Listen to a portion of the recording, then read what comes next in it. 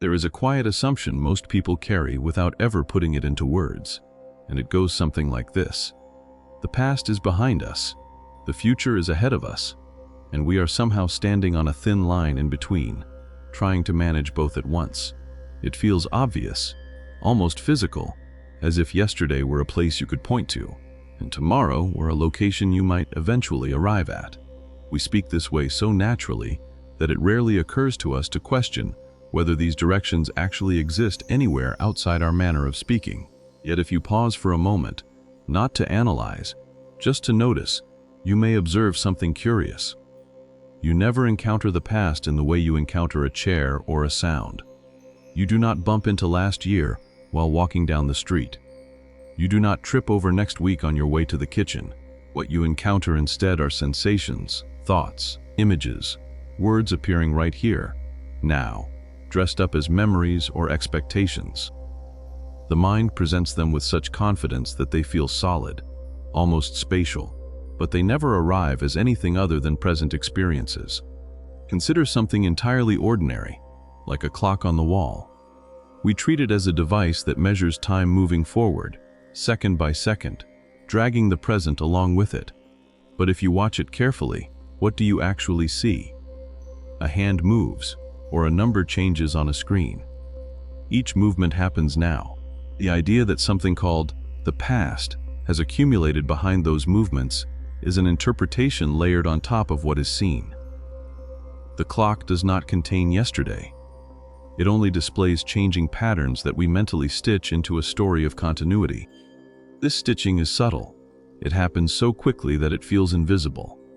A thought arises, an image of a conversation from years ago, perhaps, and instantly it is labeled past. Another thought arises, a picture of something that might happen later, and it is labeled future. The labels feel descriptive, as though they are pointing to real places in time, but they may be doing something else entirely. They may simply be organizing present thoughts into a framework that feels stable and useful, even if it is not literally true. There is something almost endearing about how the mind does this. It wants orientation. It wants to know where it stands. Without some sense of past and future, it feels as though the ground might give way, so it creates a line, a timeline, and places a character on it, me, moving steadily from one end to the other. This character remembers, plans, regrets, hopes, and because the story is internally consistent, it feels real in the way a dream feels real while you are dreaming. But notice how fragile this construction is. A single sound can interrupt a memory. A sudden sensation can dissolve a carefully imagined future. The moment something grabs attention, a noise outside, a feeling in the body, the entire timeline collapses into what is happening now. The past and future do not protest. They do not demand equal space. They simply vanish, as if they were never more than appearances passing through awareness. This is not to say that memory and anticipation are useless or illusory in some dismissive sense. They function. They help the organism navigate patterns, avoid danger, coordinate with others. But their usefulness does not require them to be ontologically solid. A map can guide you through a city without the city being made of paper. In the same way, thoughts about past and future can guide action without those times existing as independent realms. The tension begins when the map is mistaken for the territory. When a memory is not seen as a present image, but as the past itself returning to haunt the present. When an anticipation is not seen as a present thought, but as the future reaching backward to demand preparation, anxiety, control. In those moments, time seems to thicken. The present feels squeezed between what has already happened and what must happen next, as if it were barely allowed to exist at all. And yet, even this sense of pressure is happening now. The worry about tomorrow appears as a thought now. The regret about yesterday appears as a sensation now. The mind insists they belong elsewhere, but their arrival address is always the same. They show up where everything else shows up, in immediate experience, without delay. There is something quietly humorous about this, though not in a mocking way. It is more like watching someone search the house frantically for their glasses while wearing them. The search itself feels urgent and necessary, even though what is being sought has never left. Past and future feel indispensable, and yet they never appear except as present thoughts, shimmering briefly before dissolving back into whatever gave rise to them. This does not resolve anything yet. It does not simplify life or answer practical questions. It merely opens a small crack in a familiar assumption. The crack is not dramatic. It does not announce itself with fireworks.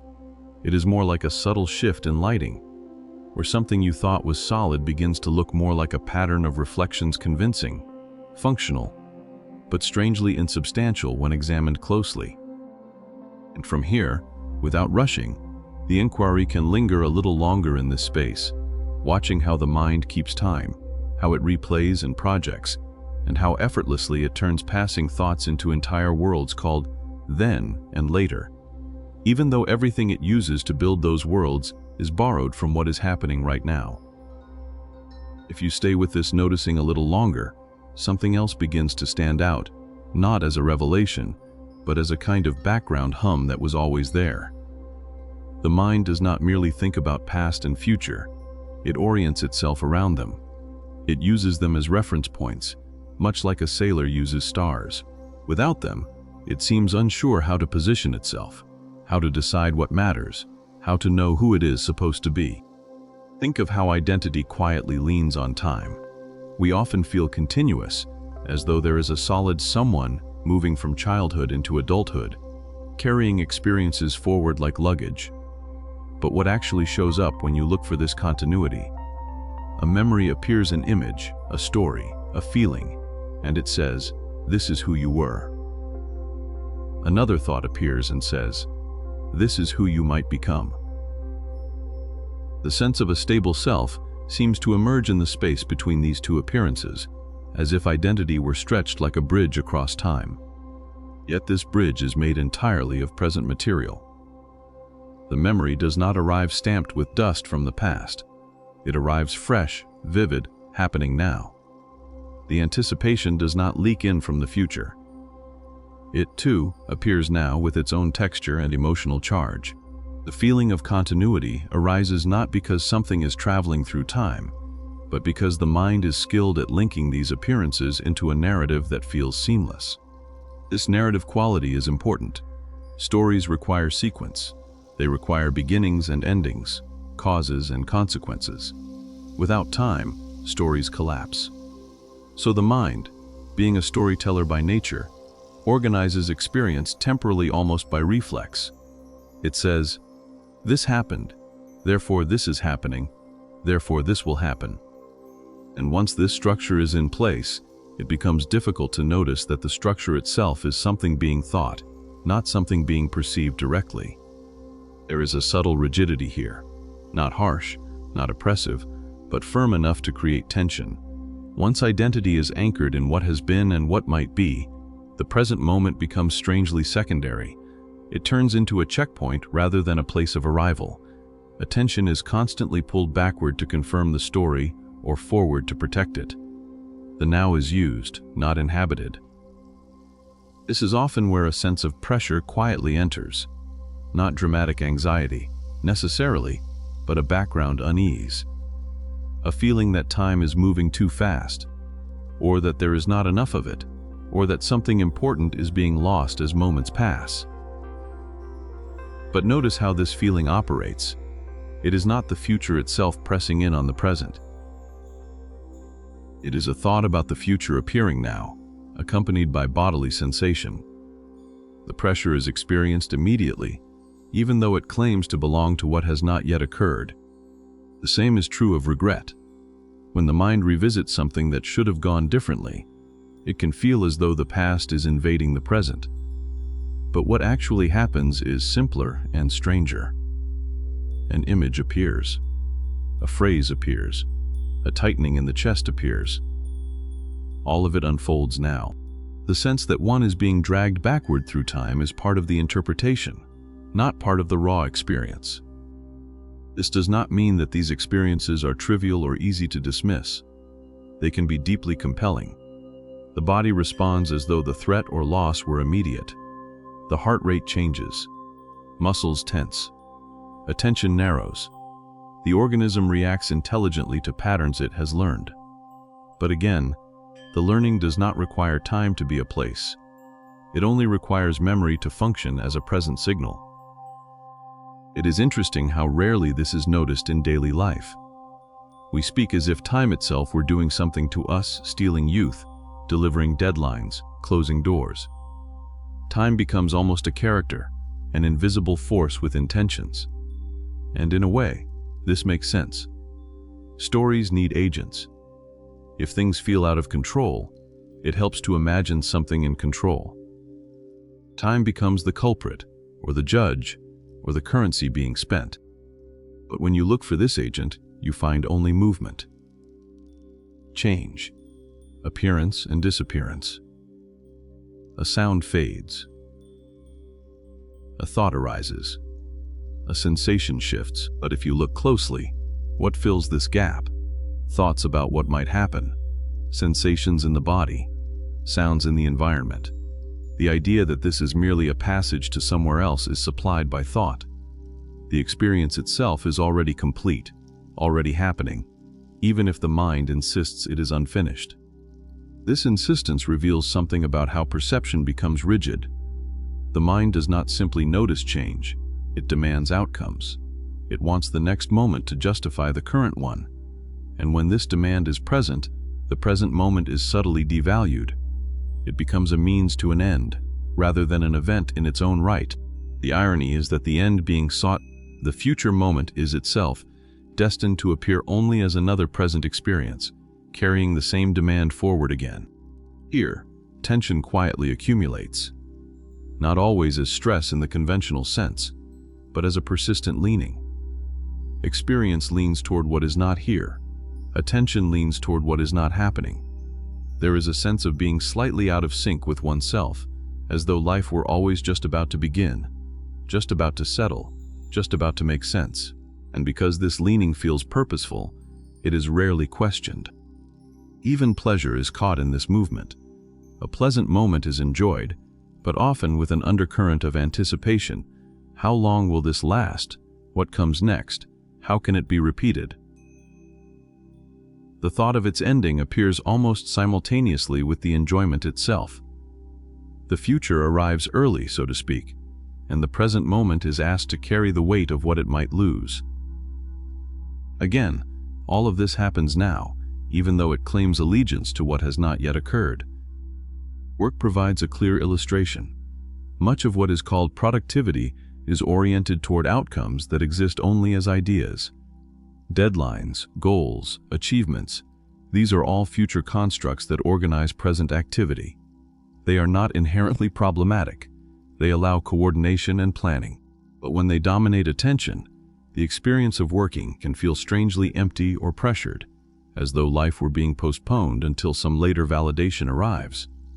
The present becomes a tool, not a place of living. Loss operates in a similar but opposite direction.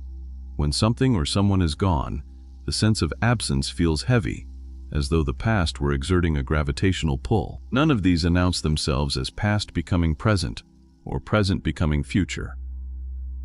They simply occur. The labeling comes later, quietly, efficiently, like subtitles added after the film has already been shot. This is where the circular quality of thought becomes apparent. The mind creates the idea of time, then uses that idea to explain its own activity. It remembers, so it says there must be a past.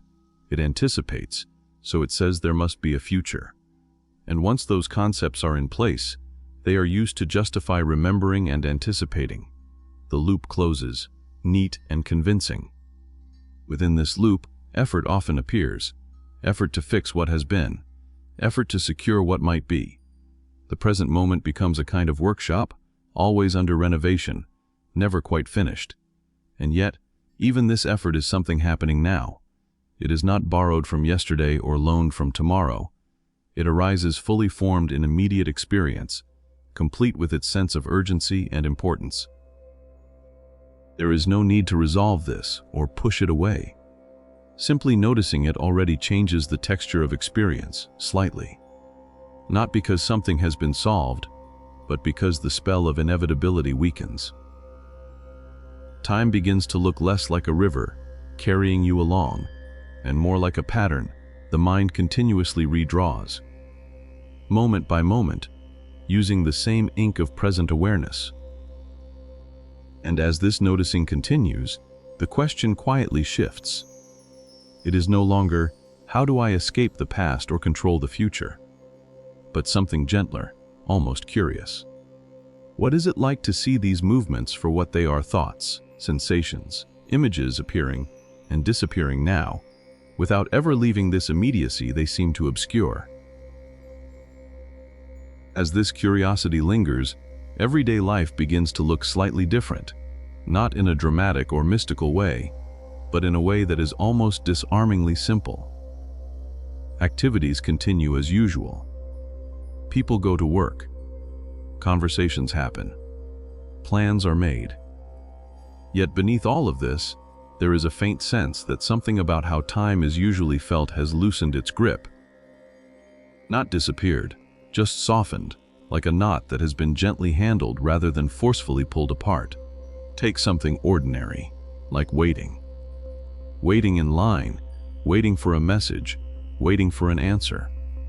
Ordinarily, waiting feels like a gap between now and later, a stretch of time that must be endured until the real moment arrives. When the future is no longer treated as a fixed destination rushing toward the present, uncertainty loses some of its sharpness. It is still there, but it is experienced as openness rather than threat. The unknown is not waiting somewhere ahead. It is simply the absence of a specific image now. And the absence itself is something that can be noticed without urgency. This perspective does not promise comfort. It does not guarantee relief from difficulty or sorrow. Pain still hurts. Loss still aches. Effort is still required. But there is a subtle honesty in seeing that these experiences do not come from time attacking the present. They arise within the same immediacy as everything else. Nothing is arriving late or early. Nothing is out of place. In this light, the present moment no longer appears as a fleeting point between two vast territories. It is not a knife edge you are struggling to balance on while past and future pull at you from opposite sides. It is the only place experience ever happens, quietly hosting everything that appears: memories, plans, sensations, emotions, without turning any of them into destinations. And perhaps this is the softest shift of all. The sense that life is something unfolding somewhere else, at another time, gradually gives way to a simpler recognition. Whatever is thought about yesterday or tomorrow is happening here. Whatever is feared or hoped for is appearing now. The mind may continue to draw its timelines, but beneath them, there is only this ongoing immediacy, patiently receiving each thought of past and future as just another event, briefly arriving, briefly staying, and then dissolving back into the same open presence it never truly left. More like a pause in the habitual rush, where the question is no longer what comes next or what went wrong, but simply what is actually happening right now before it is named, measured, or placed on a timeline. As attention rests here, there is often a subtle temptation to turn this noticing into a new position, a new stance toward life. The mind may quietly suggest that seeing past and future as thoughts is an achievement, a vantage point from which things are finally understood. But even this suggestion is simply another thought appearing now, carrying with it the familiar desire for stability, for standing somewhere firm. Nothing special needs to be made of it. What becomes more interesting is how ordinary everything remains. The calendar is still used. Appointments are still remembered. Plans are still discussed. Language continues to rely on before and after, sooner and later. The difference is not in what disappears, but in what is no longer mistaken. The concepts function, but they lose their hidden authority. They are seen as tools rather than as the structure of reality itself. In everyday interactions, this can show up in very small ways. A conversation unfolds, and instead of mentally rehearsing what should have been said or what will be said next, there is simply the sound of words arriving and fading. Someone mentions a future event, and the image forms, but it is recognized as an image happening now, not as a place being visited.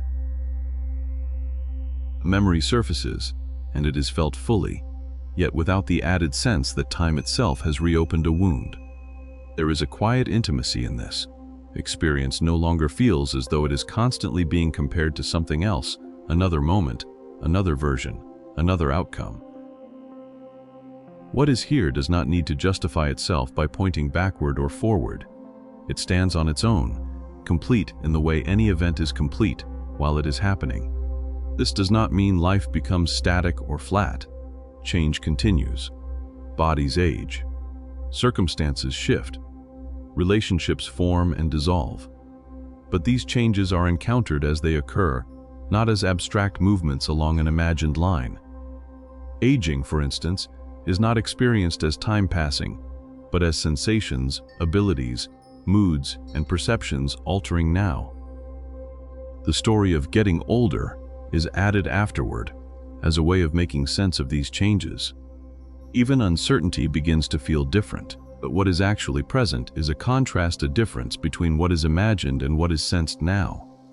The pain is real, undeniably so, yet it is composed of current sensations and thoughts, arranged around an image of how things used to be. The past, again, does not arrive on its own. It is summoned as an idea, with all the emotional resonance that idea carries. This is where the mind's relationship with control becomes visible. By holding tightly to images of past and future, it attempts to stabilize itself. It says, if I understand what happened, I can prevent it. Or, if I plan what will happen, I can secure myself. The effort is understandable.